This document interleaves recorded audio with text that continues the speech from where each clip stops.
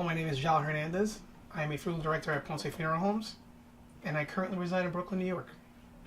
I'm a huge horror film fan. I grew up watching anything. I mean, you name it. Werewolves, vampires, zombies, Phantasm, which actually it was after a caretaker at a funeral home. That was one of the bigger movies that I actually followed. As far as when it comes down to like the funeral home cost, it's not that much.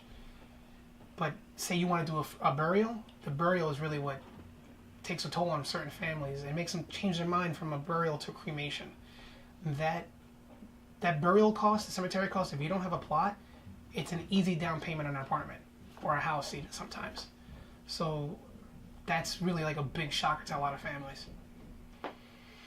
I can't really pinpoint a certain or specific case, but I can tell you every time that we have a child, that definitely hurts. Me having a 2-year-old daughter, it definitely hits home. It hits home, and it's a different process doing the embalming with them. It's a little bit more elaborate, but definitely those children cases are the ones that hit the spot with me.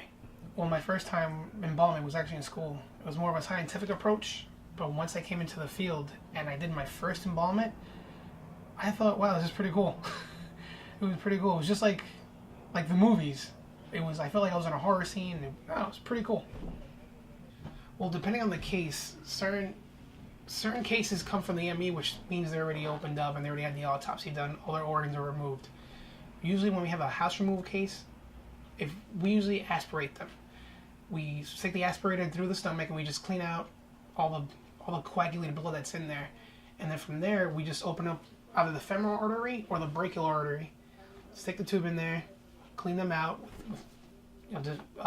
with solution, and then we just do the formaldehyde process, which ends up making them look the way they do. I enjoy what I do.